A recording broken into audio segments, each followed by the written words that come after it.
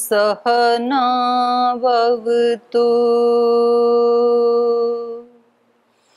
सहनौ भुनक्तु सह वीर्यङ्करवावहै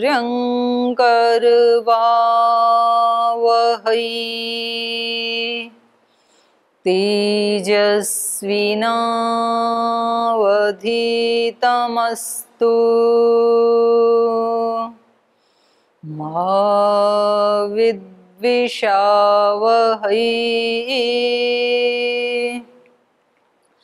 ॐ व्रतानां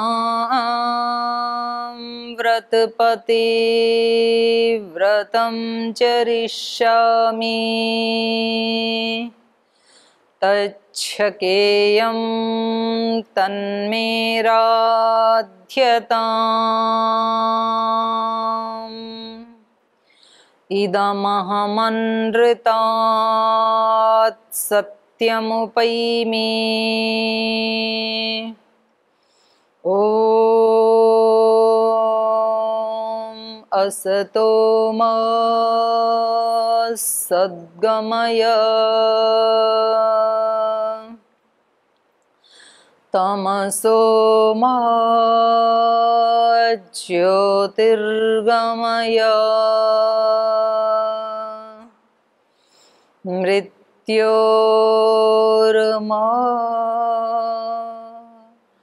अमृतं गमय। ॐ शान्ति शान्ति शान्तिः।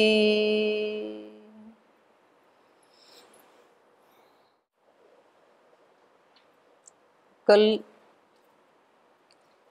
प्रसंग चल रहा था मुंडक उपनिषद का कि जो यम ने बताया नचिकेता को जो सत्य वो हमें कैसे मिले।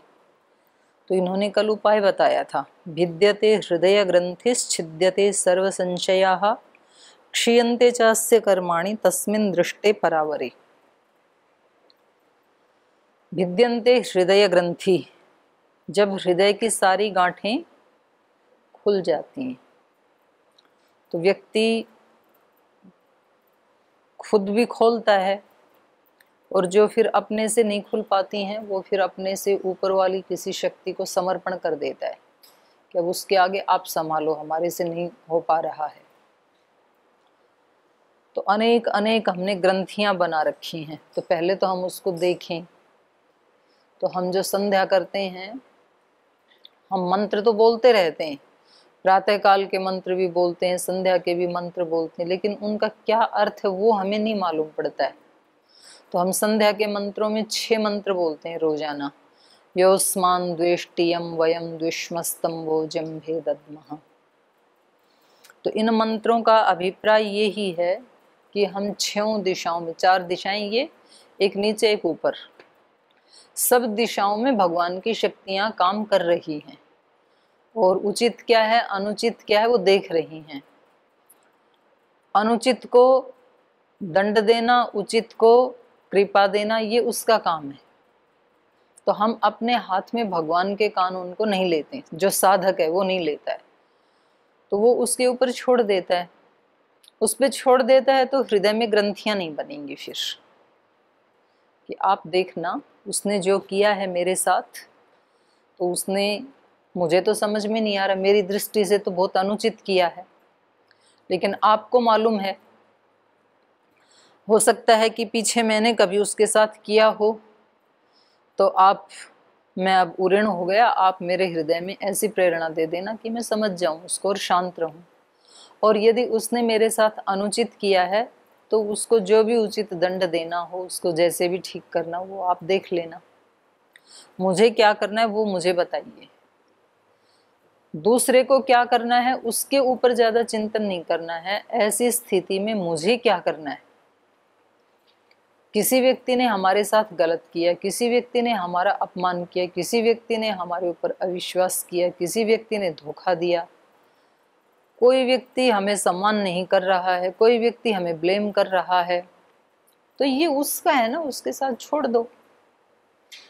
कोई व्यक्ति प्रसन्न आत्मा है, कोई व्यक्ति दुखी है, कोई डिप्रेशन में है, कोई बीच में है, तो सबका अपना अपना है, तो छोड़ो उसके ऊपर। मुझे क्या करना है इन सब के बीच में रह के? मुझे कैसे बचाना है अपने आप को?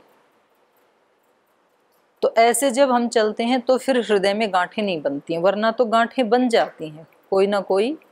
और व्यक्ति की फिर ये जो टेंडेंसी बन जाती है ना अंदर की अपनी, वो कहीं भी रहेगा वो वैसा माहौल क्रिएट कर ही लेगा अपने आसपास। तो भागना समाधान नहीं है, जागना समाधान है। स्वामी जी रोज बताते हैं ना, तो कल उपनिषद ने बताया था, उत्तिष्ठत है जागृत, भागो मत समस्याओं से, जागो उनके प्रति कि मुझे क्या करना है, अब इसको सोल्व कैसे करना है, मुझे अपने हृदय में ग्रंथि बनने से अपने हृदय को कैसे बचाना है। भिद्यन्ते हृदय ग्रंथि ही। कोई व्यक्ति आपने तो कुछ भी उसका बुरा नहीं किया, तो भी वो व्यक्ति मतलब आपके प्रति एक अपना एटीट्यूड बना लेता है। तो आपको क्या सोचना है कि भाई मुझे इसके साथ इन्वॉल्व नहीं होना है, क्योंकि अगर मैं जागरूक नहीं रहा तो वो, जैसे हम खांसी जुकाम वालों से दूर बच के रहते हैं ना, नहीं उनको जुकाम नहीं है तो वो तो मतलब काकतालीय हो गया। तो किसी को जुकाम हो तो इन्फेक्शन पकड़ ना जाए तो हम क्या करते हैं, जुकाम वाला भी ऐसे लगा के रखता है, और जो पास वाला है वो भी मास्क लगा के रखता है। अभी कोरोना में सब मास्क पहन के बैठे हैं कि दूसरे का इन्फेक्शन मेरे को ना लग जाए। तो कौन कैसे जी रहा है वो मेरे पास ना आए, इसके लिए मुझे क्या करना है, मुझे कैसे अपने आप को संभाल के रखना है। और दूसरे से घृणा भी नहीं करनी है, ये भी साथ में है। तो उसके लिए हम जितना कर सकते हैं, हम प्रे कर सकते हैं, उसके लिए अच्छी भावना कर सकते हैं, या फिर हम ये कह सकते हैं कि भाई आपका जितना भी मेरे ऊपर ऋण है वो सब हम चुकाने के लिए तैयार हैं। जितना कष्ट देना है आप पूरा दे लेना, पर अब की बार हिसाब किताब क्लियर कर देना, आगे के लिए मत छोड़ना। तो जो आपको देना है दे लो। मतलब वो व्यक्ति सामने नहीं है तो हम मन में उसके लिए भावना कर सकते हैं कि आपका जितना भी है आप पूरा कर लेना, हम तैयार हैं, लेकिन आगे के लिए इसको यहीं खत्म कर देते हैं बस। तो फिर वो ग्रंथियां नहीं बनती है। विद्यते हृदय ग्रंथि छिद्यन्ते सर्व संशया। व्यक्ति को संशय उठते रहते हैं, अपने ऊपर भी संशय होते हैं, मैं ऐसा कर पाऊंगा कि नहीं कर पाऊंगा, इस रास्ते पे चल रहा हूं तो इस पे मैं पार जा पाऊंगा कि नहीं जा पाऊंगा, मैंने इस वाली कक्षा में, इस परीक्षा में मैंने एडमिशन ले लिया, ये क्लियर हो पाएगी कि नहीं हो पाएगी, मेरा वजन बढ़ गया है, ये कम हो पाएगा कि नहीं हो पाएगा, अब एक बार बीपी शुगर हो गया, अब ये खत्म होगा कि नहीं होगा। ऐसे व्यक्ति को अपने ऊपर भी पता नहीं आत्मा का साक्षात्कार मैं कर पाऊंगा कि नहीं कर पाऊंगा, पता नहीं मैं इस डिप्रेशन से कभी निकल पाऊंगा कि नहीं निकल पाऊंगा। अपने ऊपर भी संशय होते हैं, दूसरों पे भी संशय होते हैं, पता नहीं ये दूसरे भी चल रहे हैं, ये भी खुश हैं कि नहीं हैं। भले आदमी तो अपनी गारंटी लेना, पता नहीं ये दूसरे भी इतना धन कमा रहे हैं तो ये ईमानदारी से पुरुषार्थ से कमा रहे हैं कि बेईमानी से लूट लाए हैं। पता नहीं यहाँ कोई सच्चा आदमी धरती पे है भी कि नहीं है। अरे भाई तू बन जाना, कोई भी नहीं है तो दूसरों की इतनी चिंता क्यों कर रहा है, सारी एनर्जी वहां मतलब वेस्ट कर दी अपनी। पता नहीं ये लोग जैसे बोलते हैं वैसे हैं कि नहीं, जैसे दिखते हैं वैसे हैं कि नहीं, कोई सच्चा साधु है कि नहीं, कोई सच्चा गुरु है कि नहीं। दूसरों पे भी डाउट कर, भगवान पे भी डाउट करता है, पता नहीं भगवान इस धरती के ऊपर कोई भगवान नाम की शक्ति है कि नहीं। अगर भगवान नाम की शक्ति हो तो ये इतने अत्याचार क्यों हो रहे हैं, ये इतना आतंकवाद क्यों फैल रहा है, ये चीन वाले ऐसे कोरोना क्यों छोड़ रहे हैं, भगवान है तो दंड क्यों नहीं देते हैं। भगवान पे भी डाउट। भगवान ऐसे आपकी तरह से मिनट मिनट में इरिटेट होके रिएक्ट नहीं करते हैं, उसके दंड देने के तरीके भी अलग हैं, उसकी कृपा करने के तरीके भी अलग हैं। हम तो केवल उसको कृपा समझते हैं कि जब सब हमारे से प्रेम करें, सब हमारी प्रशंसा करें, हमारी वाह वाह करें और हमें सब फूलों के हार पहनाएं, तो हम कहेंगे बड़ी कृपा हो रही है प्रभु तेरी। और जिस दिन हमारे अहंकार को कोई तोड़े तो फिर हमें लगता है कि ये क्या कर दिया भगवान जी, इतनी बड़ी अकृपा। लेकिन आध्यात्मिक व्यक्ति के लिए सबसे बड़ी कृपा वही होती है जब उसका मनमाना सोचा हुआ काम नहीं होता है। जिस दिन उसका अहंकार कोई तोड़ता है ना, ये भगवान की कृपा है। हम तो कहते हैं कि जी उसकी और मेरी जो है ऐसे वो चल रही थी, ठनाठनी चल रही थी, और जो बड़े हैं उन्होंने उसका पक्ष लिया, मेरा नहीं लिया, तो मेरा तो अपमान कर दिया, तो मेरा तो अहंकार तोड़ दिया ना। तो इसका मतलब ये तो अकृपा हो गई मेरे ऊपर। तो ये ही कृपा है, क्योंकि आध्यात्मिक व्यक्ति के लिए भगवान क्या करेंगे? अहंकार ही तो बाधक है उसमें कृपा पाने में। भगवान की कृपा पाने में हमारा अपना अहंकार, हमारी अपनी कामनाएं, हमारी अपनी मान्यताएं, वो ही बाधक हैं। और भगवान किसी दूसरे को निमित्त बना के उनको तोड़ रहा है हमारे लिए। तो ये भगवान की कृपा है कि अकृपा है? ये ही कृपा है। नहीं तो आपकी सारी डिमांड पूरी होती जाए तो अहंकार बढ़ता जाएगा और आप कभी भी भगवान की कृपा के पात्र नहीं बनेंगे जब तक अहंकार। तो उसको समझना भी, उसकी कृपा क्या है, अकृपा क्या है, उसको समझना भी बड़ा कठिन है। कठोपनिषद में कहा था ना यामाचार्य ने नचिकेता से कि इस ज्ञान को पूछने वाला भी दुर्लभ है और बताने वाला भी दुर्लभ है। कोई किसी की जिज्ञासा भी नहीं होती इसके लिए, लोगों की अलग अलग जिज्ञासाएं हैं।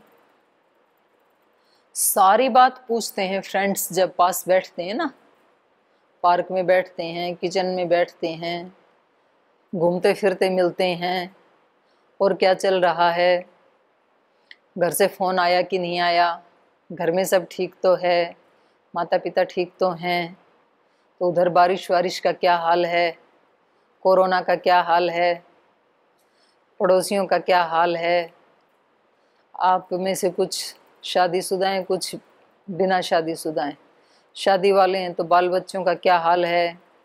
सारी बातें पूछते हैं। बारिश हुई कि नहीं हुई, गर्मी कैसी पड़ रही है। हमारे यहाँ तो खूब बादल आते हैं, बरसते नहीं हैं लेकिन। तो अब की बार आम का अचार डाला कि नहीं डाला। सब कुछ पूछते हैं, बस एक ही बात नहीं पूछते हैं कि अंदर का विचार भाव कैसा चल रहा है, अंतः यात्रा हो रही है कि नहीं हो रही है, मानव जीवन का सदुपयोग हो रहा है कि नहीं। ये कोई नहीं पूछता है कभी भी, ध्यान ही नहीं, अभिप्सा ही नहीं है। तो अभिप्सा ही नहीं है तो भगवान जी को ऐसे दौड़ के आके थोड़े ही आपसे चिपक जाएंगे कि मैं तो जबरदस्ती आऊंगा तेरे पास।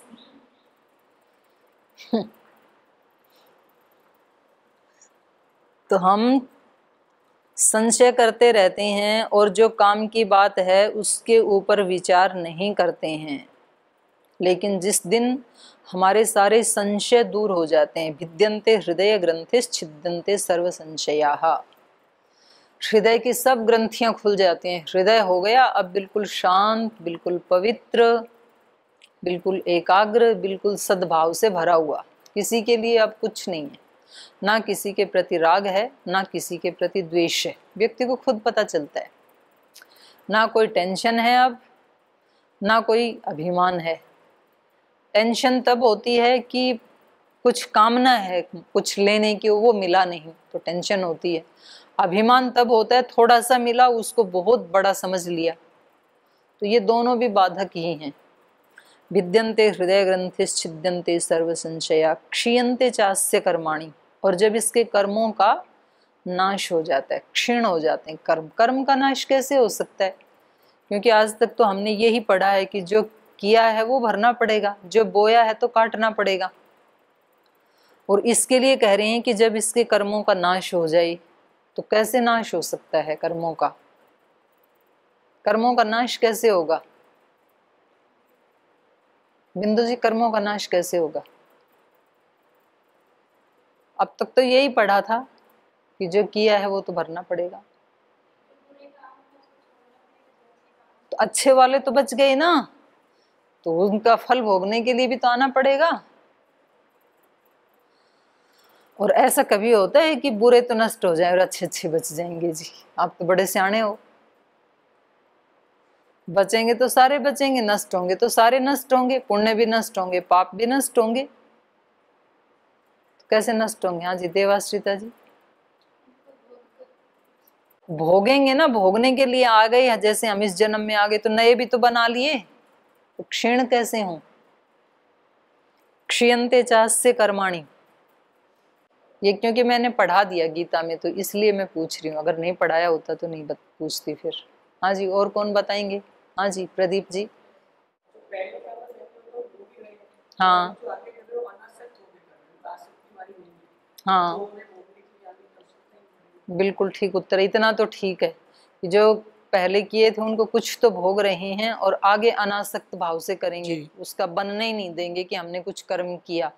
कर्म करते हुए भी ऐसे करेंगे जैसे कर ही नहीं रही।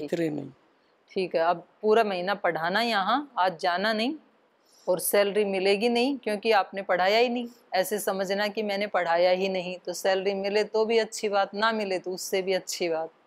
ये तो हो गया, लेकिन पीछे के सारे कर्मों का फल अभी नहीं मिल गया इस जीवन में। इतने से का मिला था, अभी इतने हैं जो फल देंगे। संचित कर्म बोलते हैं, पूरा गट्ठर है एक पीछे का, उसका क्या बनेगा? बताया तो था मैंने कि वो योग की अग्नि से दग्ध हो जाते हैं, ज्ञान की अग्नि से, योग की अग्नि से, भर्ग से, जो हम बोलते हैं ना भर्गो देवस्य धीमहि, भगवान की शरणागति से, ईश्वर प्रणिधान से बताया था ना। ईश्वर प्रणिधान का मतलब है, ईश्वर प्रणिधानात मतलब भक्ति विशेषात, ईश्वर है तम अनुगृणाति अभिध्यान मात्रेण। ईश्वर का तो एक बार ध्यान देना ही बहुत है, बस हमारी तरफ, साधक की तरफ एक बार उसकी कृपा दृष्टि पड़ जाए, सब नष्ट हो जाएगा। जैसे चने को अग्नि का एक बार संपर्क हो जाए तो फिर वो दोबारा उगेगा थोड़ी, अंकुर थोड़ी फूटेगा उसमें, तो आगे के लिए तो करेगा नहीं। जैसे ज्ञान पैदा हुआ तो ये जो ज्ञान की, ये जो योग की अग्नि है, ये पीछे वालों को तो दग्ध बीज कर देती है, मतलब वो आगे फल नहीं देंगे ऐसा कर देती है, जैसे भुने हुए चने हैं। और जो विपाक को प्राप्त हो गई वो अब वर्तमान में हम भोग ही रहे हैं, तो वो भी नष्ट हो जाएंगे, फल दे के आगे करेंगे नहीं। तो ये वाली स्थिति है, ये समाधिस्थ व्यक्ति की स्थिति है। वो क्या कर देता है, अपने हृदय की ग्रंथियों को समाप्त कर देता है, सारे संशय मिटा देता है, कोई संशय नहीं, सब दिख रहा है ना सामने उसको। संशय कब होता है? जब ठीक नहीं दिखता है, ये सामने कोई पेड़ है या कोई भूत खड़ा है, ये संशय कब होता है हमें? दिन में होता है कि रात में? अंधेरे में होता है ना। दिन में तो हमें दिख रहा है कि ये तो ठूंठ है, पेड़ है, तो नहीं होगा, तो डर कब लगता है? रात को लगता है, अंधेरे में लगता है, वहां संशय पैदा होता है। तो इस ज्ञानी को जब ज्ञान हो गया, इसको अपनी सत्ता भी दिखाई दे रही है, ईश्वर की सत्ता भी दिखाई दे रही है, प्रकृति की सत्ता भी, तीनों अलग अलग दिखाई दे रहे हैं। तो इसलिए क्या हो जाएगा, छिद्यन्ते सर्व संशयाः, सारे संशय इसके छिन्न भिन्न हो जाते हैं। क्षीयन्ते चास्य कर्माणि, और जो इसका कर्माशय था, संचित कर्माशय, वो भी दग्ध हो जाता है, आगे के लिए बनेगा ही नहीं। कब? तस्मिन् दृष्टे परावरे, जब उस पर अवर, यहाँ दोनों विशेषण दिए, परावरे माने ईश्वर के देख लेने पर, और वो ईश्वर कैसा है? पर और अवर, पर माने बहुत दूर और अवर माने सबसे नजदीक। तो ये ईश्वर ऐसा है कि दूर से दूर है और नजदीक से नजदीक। तो जब उसको देख लेते हैं, तो कल भी जो हम एक चर्चा कर रहे थे ना कि वो कितना विराट है, हमारा एक सौर परिवार कितना बड़ा है, फिर ऐसे ऐसे कितने सूर्य हैं एक गैलेक्सी में। तो फिर अपने अंदर एक बार जाना, उसको जान के फिर अपना अहंकार चूर होता है ना कि वो इतना विराट है। एक कल बताया था, एक राट है, एक विराट है, एक परमेष्टि है, फिर उससे भी आगे ब्रह्मांड है, और वो सारा ब्रह्मांड उसके गर्भ में है। जैसे माँ के गर्भ में बच्चा होता है ना, तो गर्भ तो थोड़ी सी जगह में है, माँ तो उससे बहुत विशाल है, गर्भ तो 1/4 भी नहीं है पूरे शरीर का अस्तित्व देखा जाए तो बाकी के 3 हिस्से तो गर्भ से अतिरिक्त हैं। तो ये सारा का सारा ब्रह्मांड संपूर्ण, जो राट विराट परमेष्टि और ब्रह्मांड, ये सारा उसके गर्भ में है। उसको हम कहते हैं हिरण्यगर्भ समवर्तताग्रे, जो मंत्र बोलते हैं ना, हिरण्यगर्भ समवर्तत अग्रे। जब ये सृष्टि की का अग्रे माने आदि में, सृष्टि के आदि में कुछ भी नहीं था, वो हिरण्यगर्भ ही था, माने सब कुछ उसके गर्भ में ही था। और जैसे गर्भ का प्रसव होने पर उत्पत्ति होती है नई संतान की, तो ऐसे ही उस ब्रह्म से फिर ये सारी सृष्टि उत्पन्न हुई। तो ये सब उसके गर्भ में रहता है। तो उसका गर्भ भी क्या है, कितना विशाल है, तो वो खुद कितना होगा। तो इसलिए वेद मंत्र में कहा ये जो दिखाई दे रहा है ये तो उसका बहुत 1/4 भी नहीं है। 1/4 मतलब वहां पर 25 ऐसा नहीं है, मतलब बहुत कम है, ऐसा है।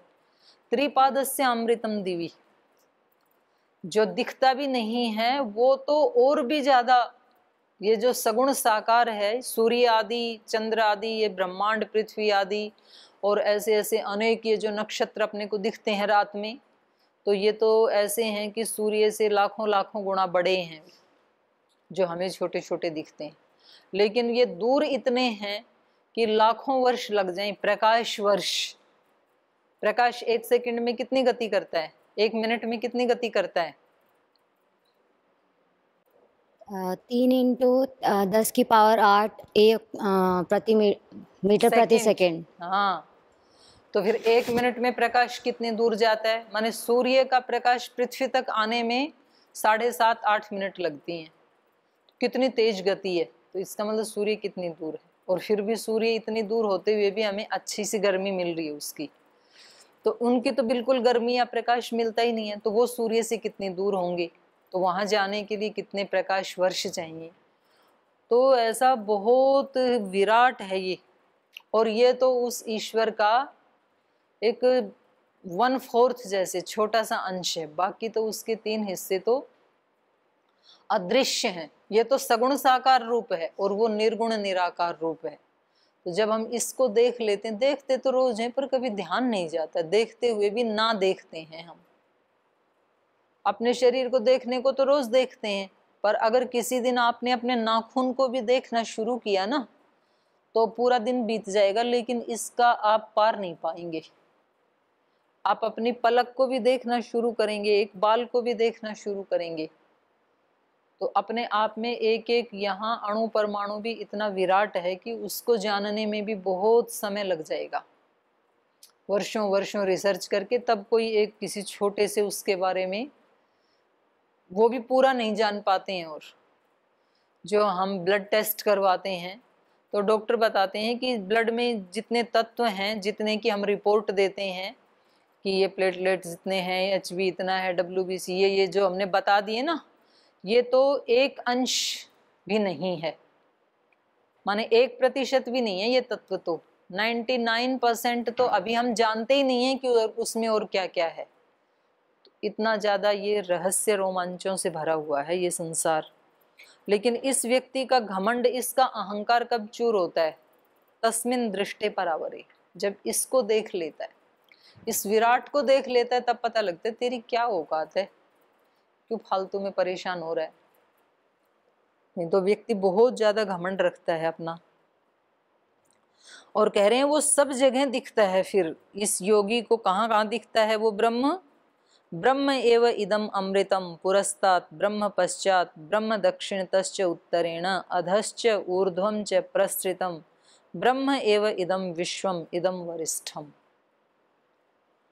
ब्रह्म एव इदम अमृतम, ये ब्रह्म है, ये ही ऐसा है जो अविनाशी है, जिसका कभी नाश नहीं होता है।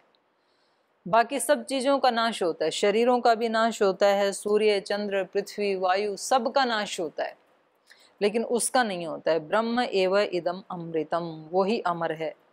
ब्रह्म पुरस्तात्, आगे भी हमारे वही है, ब्रह्म पश्चात पीछे भी वही है, ब्रह्म दक्षिणत दक्षिण में भी वही है, ब्रह्म उत्तरेण, सब तरफ वो ही है हमारी। अधश्च नीचे, ऊर्ध्वं च ऊपर, सब जगह वही प्रसृतम, वही व्याप्त है।